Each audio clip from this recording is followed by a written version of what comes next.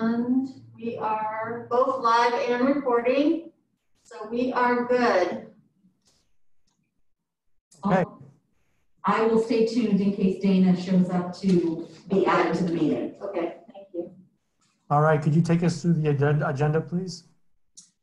Call the meeting to order at 6:33.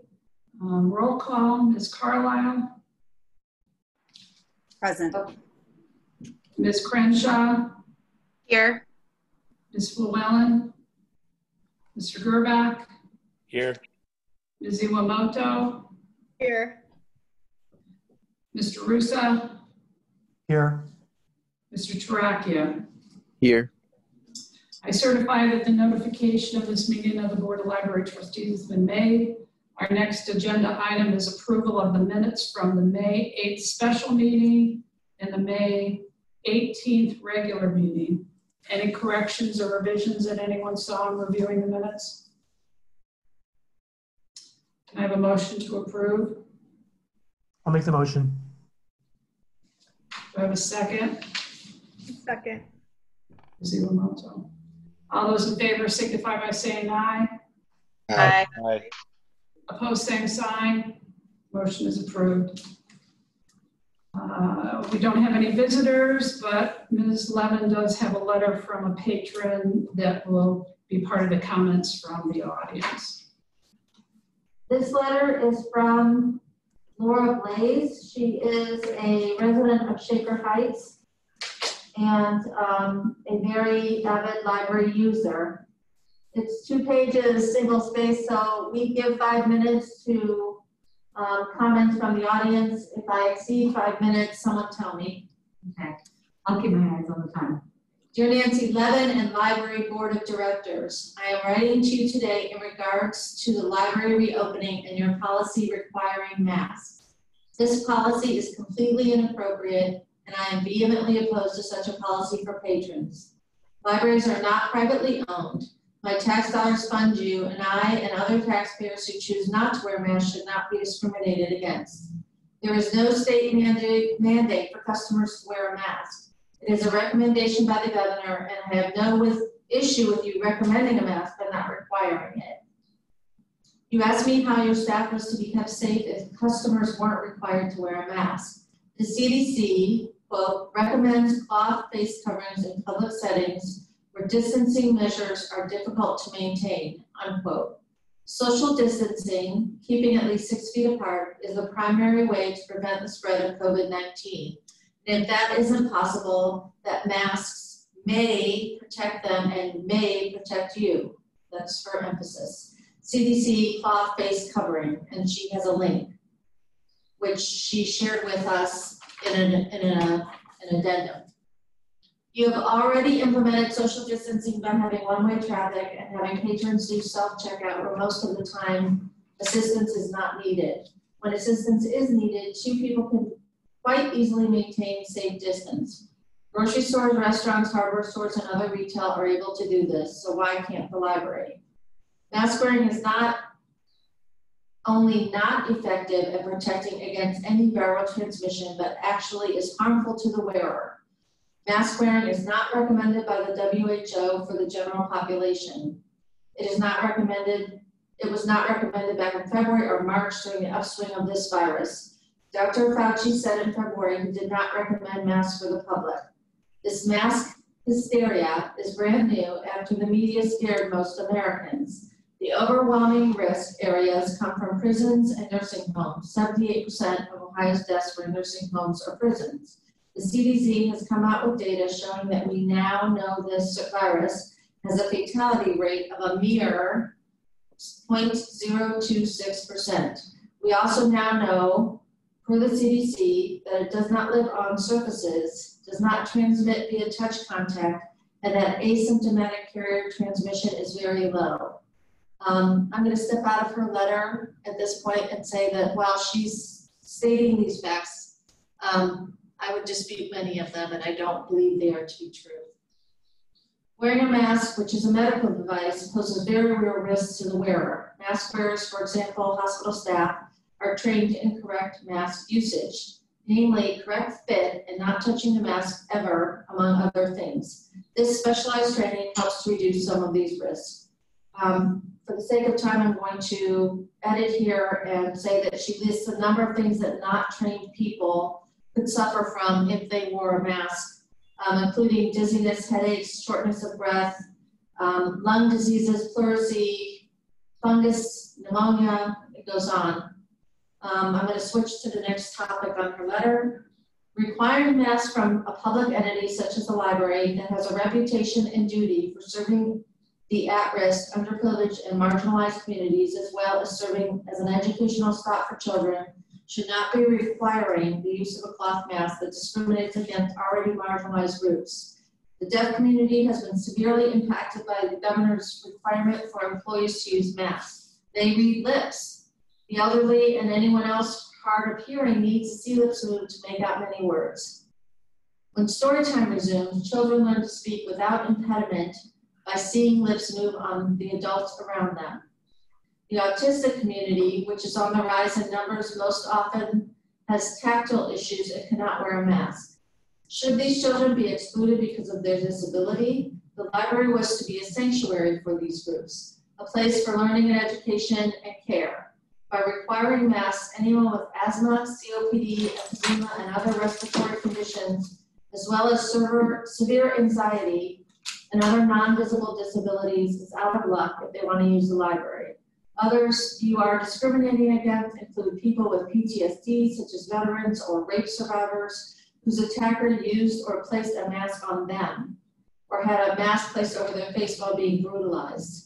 These are the kinds of private struggles that your board of directors can't account for when implementing such a requirement, strict requirement. This is discrimination, likely unintentional, but nonetheless discrimination to the community that you serve. You may say, okay, let's allow medical exemptions. However, if you only allow medical exemptions, then these groups who are already marginalized become further targets in the very places that they use to find solace and help. People don't want their private We're at about 5 minutes, just so you know. For last 2 paragraphs, finally, mask mandate, frankly, are discriminatory and offensive across the board. And she asked that as a publicly tax-funded entity, we remove the requirement to have face covering when using the library. What I'd like to do is have you consider her letter, and we will look up some of the justifications we used when creating the policy and any other additions that you wish to share with her. And you can tell me if you'd like to consider changing the policy at the next committee meeting, and we will respond to her after you have that consideration. I just want to jump in just for one quick second. I know we're not going to make a formal response here during this meeting, which I think is fine. But I think that using the language that's being used, sorry, that's my cat. Using the language that's being used regarding discrimination, you know, during this time in the aftermath of the murder of George Floyd and several other Black members of our community here in the United States seems a little crass. And I just want to put that on the record that this is not discrimination by any kind of legal standard, but B, in addition to that, I think this is kind of falling on deaf ears for me as somebody who's been, you know, active in the community with dealing with the actual discrimination that many members of our community actually face day to day. So that's all I got to say about that. Hey, Nancy, could you attach that letter to the minutes of the meeting just so we have it in the record? Because I know you. Yes, I will. And just for the record, it was also emailed to all of you. Yeah, no, we got it. Well, I want her to know that so that I hope she's listening, and I want to give her due consideration. Yeah, no, and you paraphrase it, so I just want to make sure we have the entire. Yes, for sure. If they want to, yeah. Thank you. Yep. We'll move on to the financial report. A couple items that I want to point out on the bank account year to date, that right now our short-term investments in the state investment pool, Star Ohio, is 0.65. The last time it was that low was in September of 2016. So short-term rates are dropping. If we go to the monthly comparison, which is page 5, Right now, we're being very conscious of looking at the public library fund money, that in the month of May, from May of 19 to 20, our revenue was down 6.8%. And the June of 19 to the June of 20, which I just got to receipt today, that's down by 6.12%, which isn't as low as it is statewide, which I'm not really sure why, but that's a good thing then. So we're down less than 7% for the last 2 months on our public library fund money, which is based on the general fund of the state. The next page that shows the pro rata comparison of revenues and expenditures year to date. You can see that you can see the trend downward of our spending, that many of the items like supplies, if this is the end of May, which is 41.6% of the year, we've only spent 25% supplies, 34% in purchase services. Materials is down to 21, so we are really tightening our belt in what we're doing to conserve our money.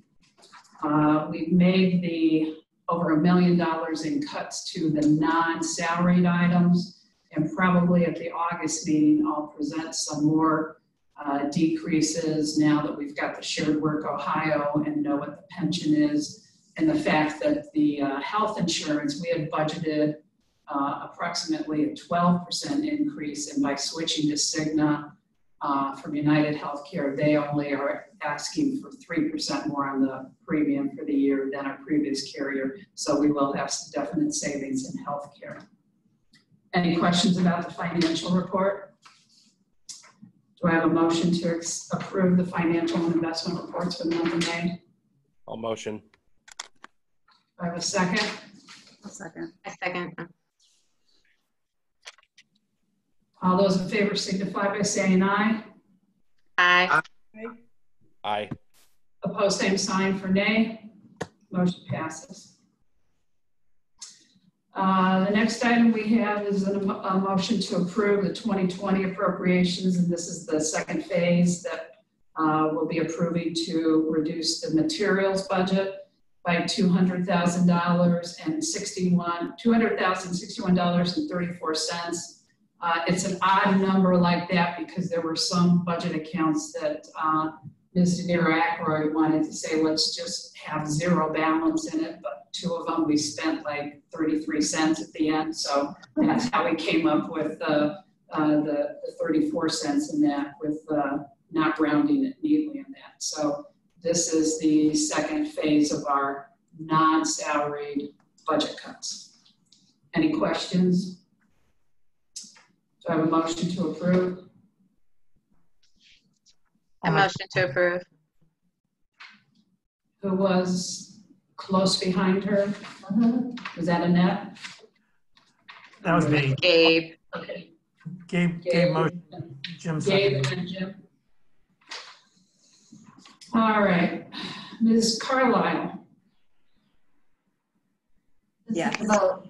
Sorry about that. Yes, vote on the appropriation reduction. Ms. Crenshaw, Yes. Mr. Gerbach, Yes. Ms. Iwamoto, Yes. Mr. Rusa, Yes. Mr. Toracchia. The next item is approval for a new janitorial contract. We had a meeting with the lowest bidder last week, which is Ajax Commercial Cleaning, that's out of Cuyahoga Falls. And we're looking to get your approval tonight so we could notify them tomorrow and start in August. Nancy, do you have anything you want to add about talking with them and expectations and that? So I think we've mentioned this before, but they are being asked to manage by objective. We've given them checklists and other tours to show them the places that are troublesome. We've explained to them that the bathrooms are of particular interest, as well as a number of public and non-public areas. And we will judge them by how few or how many complaints we get. And we welcome comments by the public when they are in our buildings to let us know if things are not appearing to be clean. We are also doing extra cleaning because of the COVID virus, so hopefully that won't happen, but we look forward to having a good relationship with them, and hopefully things will be fine. The recommendations came from a convent and also a Macy's supply warehouse, and both of the recommendations we got were very, very positive and talked about how responsive they were to each unique building's needs. And in our bid specifications, they're very clear in stating that they'll have cleaners here from 6 a.m. to 11 p.m. and then a 3 to 9 shift.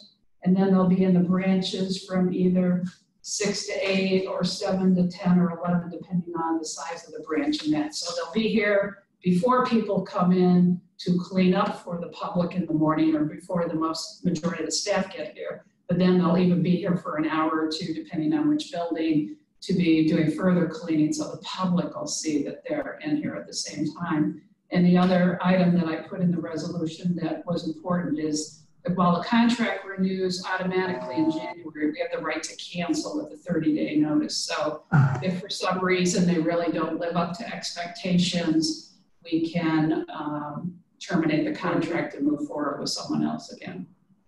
Hey, Debbie, first of all, I apologize for the noise in the background. Somebody's blowing their driveway nearby me. I like the cancellation on 30 days. I assume it's cancellation on 30 days with no penalty? Correct. Okay. Just 30 days notice, that's all it says. Okay.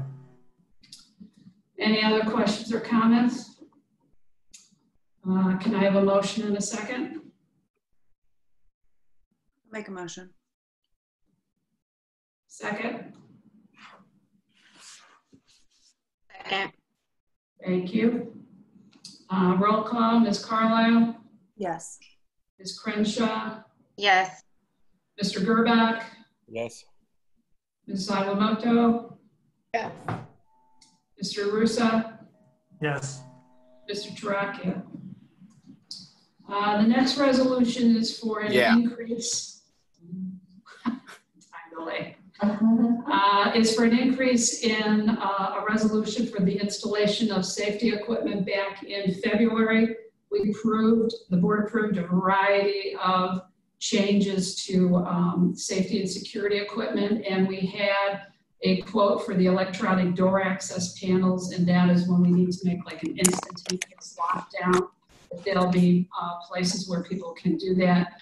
And as anything, when they're opening up walls and buildings and looking at electrical and that, there were some additional parts and labor that were needed in order to complete that. So we have a change order for an additional $30,900 to Power Alarm to complete the project.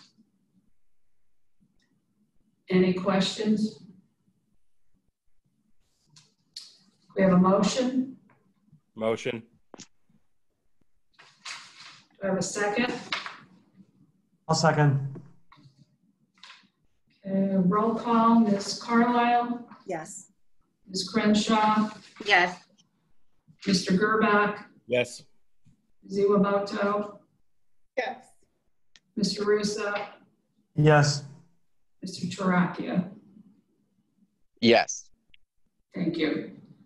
Do you want to review the personnel report since Ms. Murata's not here, Nancy? Yes, Ms. Murata's report summarizes our reduction in force.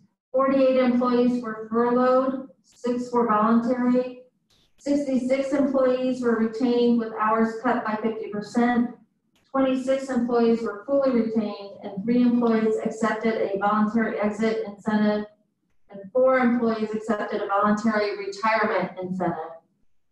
So we're basically at about 50% of our staffing.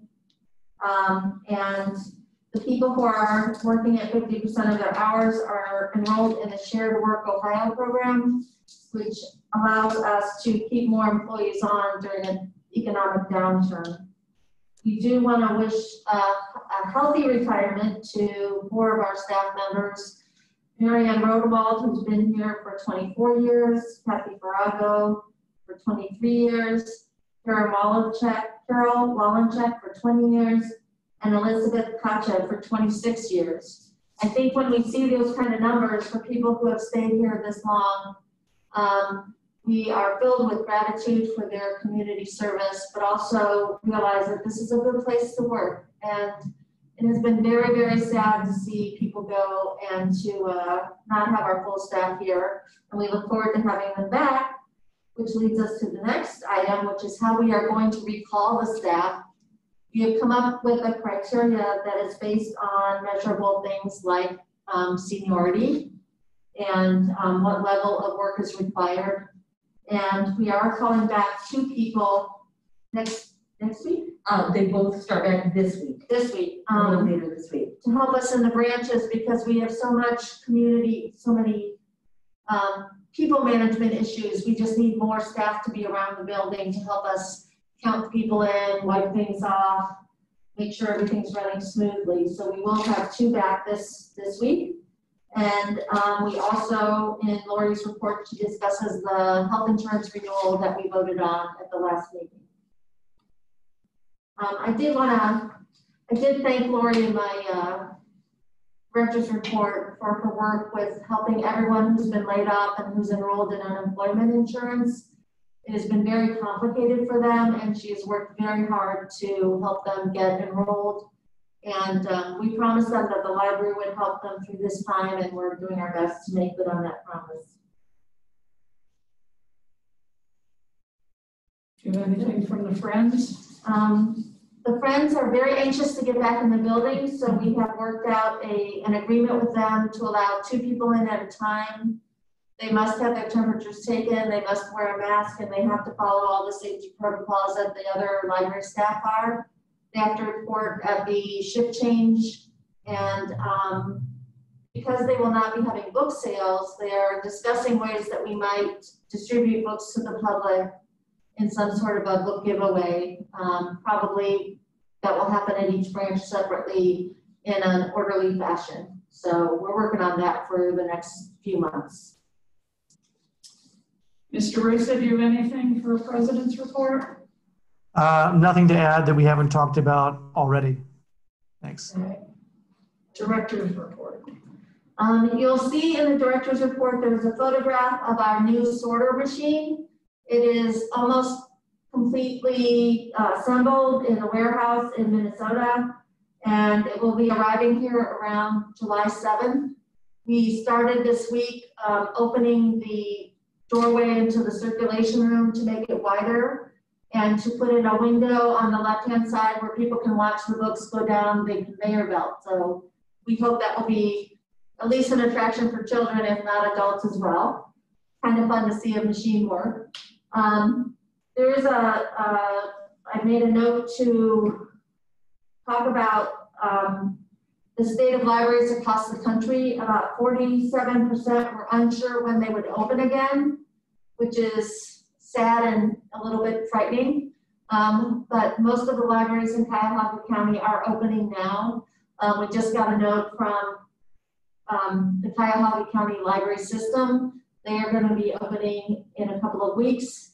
And, you know, we're all taking our time and trying to do the most safe and healthy way that we can open. Our library now has all the lobbies open for basic services, and we hope that in July, probably the second half, we will have some computer services available. And we're working on that presently. And we hope to get some computers open at each of the branches, including the HK.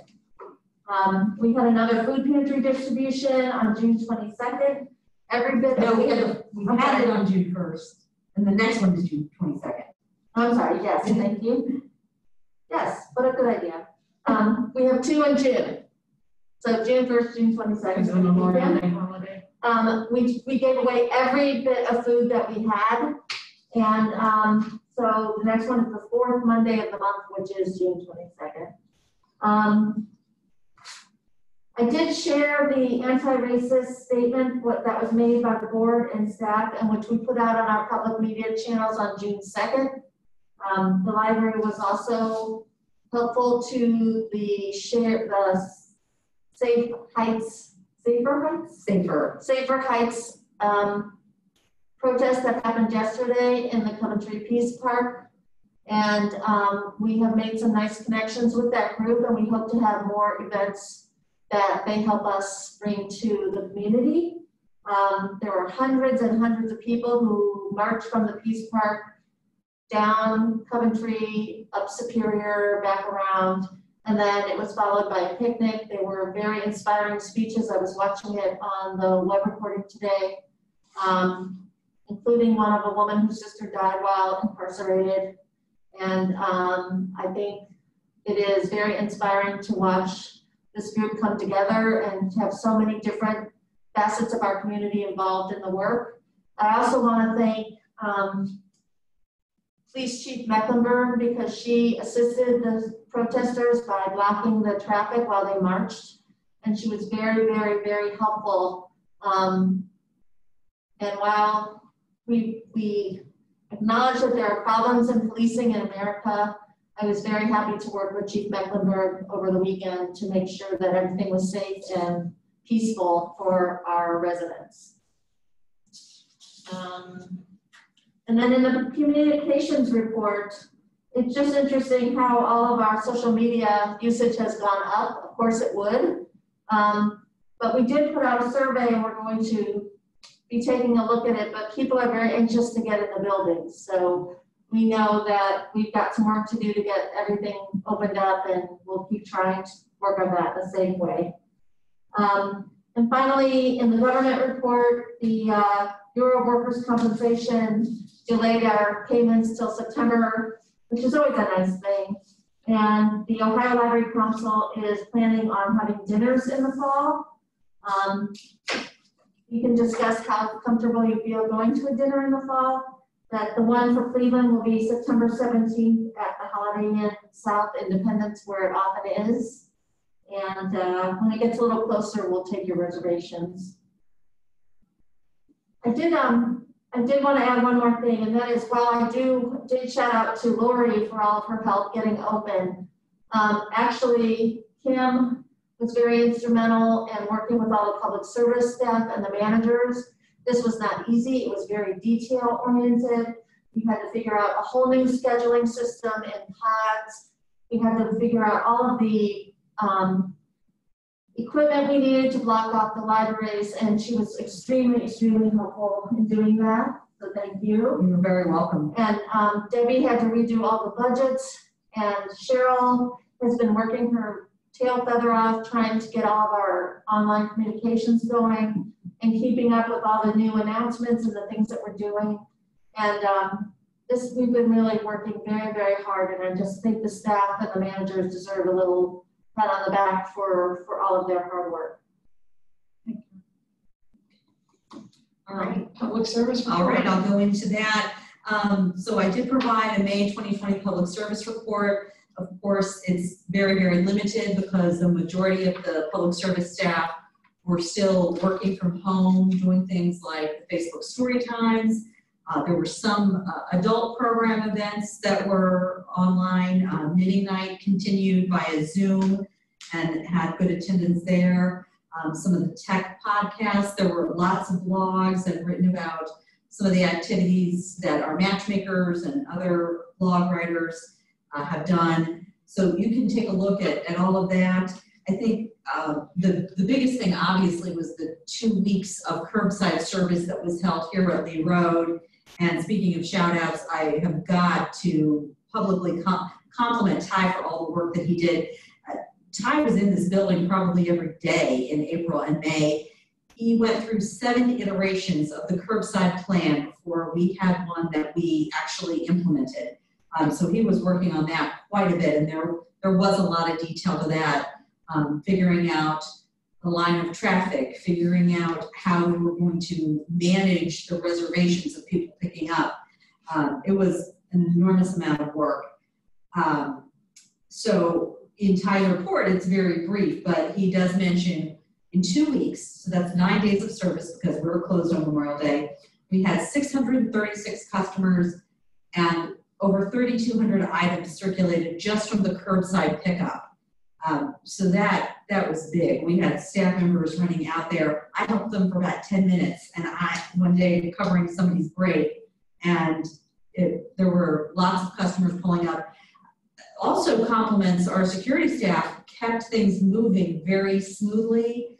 There were no issues, no complaints from customers, at least none that I received. So I think everybody just was patient if there was a line waiting to get their materials. So I'm really happy with the way that turned out.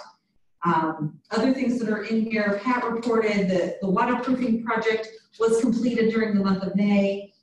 And we had some new landscaping, the grass was replaced. We had a new driveway as well on the Coventry Road side of the building. You can read all those highlights, but I just wanted to point that out about the waterproofing because it was a project we've talked about for a long time. So that was completed. I'm trying to think of what else. I know the bathrooms at Noble were also completed and they look great. I went in both since we were closed. It's okay, go to the men's room. And I'm not sure what else we have right now to talk about. I asked the branch managers, and they were good about this, that they put in the numbers of different staff members and different webinars that their staff attended during May. So we used April and May for a lot of staff continuing education and training, in addition to some of the virtual programs and some of the blogs, just so our staff could stay connected to their work, not just connected to customers, but connected to their ongoing training and continuing education. So you'll be able to read that. If there are any questions, you can ask me now, you can email me later. I can move on to statistics. I'll go ahead and do that. On page 20 of the packet is the circulation breakdown. So you'll see that May was definitely a bit different than April. We had that big, really we could only do streaming and downloadable circulation for April. In May, we did have a physical circulation because when we started curbside delivery on May 18th, we also opened up the book drop at Lee Road, which brought in thousands of materials. So when those thin materials were checked in, that registers the circulation count for us. So we have the circulation of physical materials has come back a little bit. Still, the overwhelming circulation was specifically through Overdrive. It accounted for over almost 48% of our direct circulation. We still saw good numbers for Hoopla, RV Digital, and Canopy. They are very similar to the April numbers. So those products may now have some new and sustainable customers. So all in all, our circulation numbers were much better in May, I mean, by almost 20,000 over April. So that's in the breakdown, and then there's the total number as well. So hopefully in June, we'll start to see a little bit more of a bounce back as customers can request items, again, only from our shelves, but they can request to be picked up at any of the 4 locations. Are there any questions about circulation? Okay. Visitors is a very easy report. We had no visitors during the month of May. Our people counters they will register staff coming in and out, our contractors, but we're not comfortable. We're not going to report on patron numbers when there were none. So those numbers reflect 0. We look forward to June having some patron numbers to properly report on. And the same for the meeting room usage. That's pretty easy. I'll report on Debbie's behalf that obviously no meeting room usage means no meeting room revenue. So that's my report. If there are questions, you can always email me as well if something comes up. I have unfinished. Okay, unfinished business. So this is the month of June, and this is the month that the leases expire for the Coventry tenants. We sent them a letter of intent right around June 2nd, I believe. We just heard back from them, and we are far, far apart in our negotiations. So tomorrow, we'll be talking to our attorney to craft a response to the letter we got on Saturday. And Max, Jim, and Dana are invited to a Zoom call to talk to the lawyer with me. And then we hope to get back to them right away. With the lease expiring at the end of June, that doesn't leave us a whole lot of time. And frankly, I'm a little disappointed that we are not farther along. So we will have to work hard and get some agreement before that lease expires. Okay. Under new business, we have an executive session to discuss pending or imminent court action and acquisition of property. When we go into executive session, we will stop the Facebook Live feed and we will come back into public session before adjourning, but there will be no board action on any items after we leave executive session. So once we have this motion, we will cease our public. I have some new business that I would like Sure. considered. I was contacted by a local artist who is interested in doing a Black Lives Matter mural. And so I thought that the library would be a great partner to do something like that. And it could be made like a community engagement event. I was thinking that we have that overflow parking lot on Lee Road that's kind of empty right now. And that would be a good location for it. We could, you know, the community could be involved in the actual artwork and design of it. Well, we do have staff in there now on the days that we're open. The HKIC lot is empty. We could also just divert people because of but the other question is, would the rest of the board be willing to support that kind of thing? And also, is there a cost involved? We'd have to figure that out as well. Mm-hmm. Because we just did cut our budget so much, but perhaps that would be something that maybe we could either get a grant for or take donations for. And I would think it would be really great. I'll jump in and say, based on, I mean, not just, I would say based on yesterday and the attendance at the rallies that were held in Cleveland Heights, I think that there is a desire in our community to, to get the message out that we do believe that Black Lives Matter as an institution which represents the, sort of the best needs of our citizens here in Cleveland Heights and not non-citizens, people who live here. I think it would be really good for us to do that. So I think it's a great idea. I think once we get the logistics figured out, I think that this is something that's very in line with our values and very in line with the values of the community that we serve.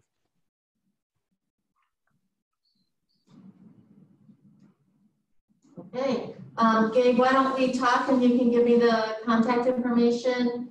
I mean, the other possible location could be the parking lot at Coventry, since that's part of the park.